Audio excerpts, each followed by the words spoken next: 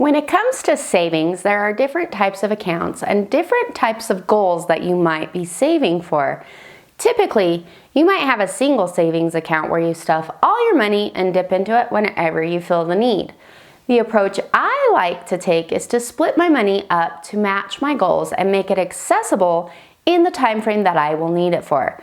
We're going to take a look at different types of savings accounts that are good to have to meet your goals and make sure you have the money when you need it.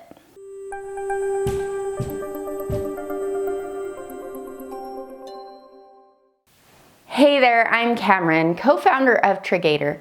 I'm here to help you keep track of your money, save for the future, and boot debt out the door. If that's something you need in your life, be sure to hit the like and subscribe button and get notified every time I put out a new video. The first savings account that everyone should save for is alligator expenses. What? Is this lady crazy? Why on earth would I save for an alligator? I know it's a crazy term, but when I say alligator expenses, I'm referring to non-monthly expenses, things that don't happen every month, but perhaps yearly or a couple times a year. I call them alligator expenses because they tend to sneak up on you and you feel like your wallet just got ambushed. This could be things like birthdays and holidays, back to school expenses, car maintenance, annual subscriptions, pet care, and a whole slew of other things. An easy way to make sure you have the money you need to pay for these expenses when they show up is to have an account with a special savings for these items. For my alligator expenses, I use a high-yield savings account like Ally. This is an online bank which offers you a higher interest rate than a typical savings account. Ally will allow you to divide your savings into money buckets with a name on it. Essentially, you can split your savings into different categories so you know what the money is for in what category. To save for my alligator expenses, I calculate how much money I'll need and by when. Then I divide it by the number of paychecks I will receive between now and when I will need the money. This is called sinking funds. You sink a little bit of money into savings every time you get paid. The money builds up, and over time when you have an expense show up, you should have the money that you need. This strategy has been a lifesaver for me. Whenever I needed new tires on my car, no problem. I've been saving up and I have the money in my alligator expense account to pay for it. Before we move on, I wanted to quickly show you an easy way to calculate and keep track of these expenses. I'm logged into my Triggator account, which is a unique online budget app. I can tell Triggator what I want to save for, how much I need, and by when I will need it. Then Triggator will tell me how much to save from each paycheck to reach my goal. On top of that, I can see a breakdown of my savings goals and link my bank account to Triggator. It will tell me how much I should have and compare it to how much I do have in my savings account to make sure I'm on track to reach my goal. This is an amazing tool. I use it for everything in my budget. Savings goals is just one of the nice features of Triggator. You can get a 30-day free trial by clicking on the links below. The second type of savings account everyone should have is an emergency fund. I keep this money in my high-yield savings account at Ally, but I keep it separate from my savings goals and alligator expenses. A common recommendation is to have at least $1,000 saved for emergency. That's a great start, but it's definitely not enough. This advice has been around for decades, and with inflation constantly on the rise, $1,000 won't get you very far. These days, a very basic emergency could wipe out that $1,000 and then some. If you have $1,000, that's great. You're doing better than half the population of the United States. But try to work that number up. My bare minimum that I like to keep is a full month of living expenses. If my husband and I were to lose our job or our ability to work, I want to make sure my family still has a place to live and can still eat. It gives us a buffer to get back on our feet. Eventually, you'll want to work your way up to 3 to 6 months worth of living expenses.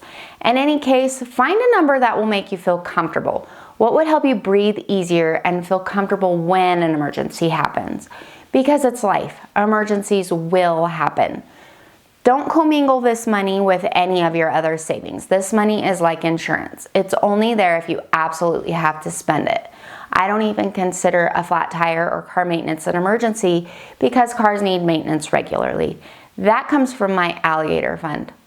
A high yield savings account will be sufficient for this money as well. You don't want to park it in an investment account hoping it'll grow. That's not the point of this money. Plus, you will want to be able to access it immediately in the event of an emergency. So don't lock it down somewhere that's too hard to get. The third type of savings everyone should have is a retirement fund. Now, this is where you want to lock your money down. Saving for retirement is a long-term strategy. I'm personally not planning on Social Security to get me very far, so I have additional retirement accounts set up to help me be prepared. One of the best options is to take advantage of your company's 401k program if they have one. It's even better if they offer a match that matches your contributions. That's free money and it will compound and grow over time. The amount you contribute will depend on a few things like your age and how much debt you currently have. There is a max that you can contribute. At the time of this recording, it's $20,500 and will be going up by $2,500 in the next year. If you're over 50, you can contribute a bit more. If you're younger or like in your 20s, you have more time to gain compound interest. So start early. Don't delay thinking that you'll have time to start later. If you're in a lot of debt and you're trying to pay it off, you may have heard it's better to drop your 401k and put that money toward debt. Again, it depends. Think about how much time you have left before you need to retire and how quickly you can pay off that debt. If you're young with a few decades before retirement and you can get rid of your debt in a year or two, sure. Maybe you could get away with postponing retirement for a few years and then put in extra later. But if retirement is sneaking up on you, even if you're in your 40s and you have loads of debt that will take you a few years to pay off, I wouldn't be too quick to entirely dump your retirement account. Run some numbers, do some math. Calculate how much quicker you can pay off debt if you used some or all of your retirement contributions to go toward debt instead. Make some comparisons. You may find that simply reducing your contributions will balance out paying off debt while still saving for retirement. You don't have to rely solely on a 401k and Social Security either. You can also contribute to a Roth IRA. Roth IRAs currently have a maximum contribution of $6,000 a year, but the beauty of it is these accounts grow tax-free as long as you're within the guidelines. Talk to your financial planner about more details on how to set it up and contribute to all of the stipulations of these plans. Whew, we made it. Saving money can be a lot easier said than done, but it's worth it to help you reach your financial goals. Don't give up. Even if you can't save as much money as you hoped you could, just do your best. Developing a habit of consistently saving will add up over time. If you need more tips on how to make saving easier, be sure to watch this video next. Don't forget to like and subscribe, and I will see you next time.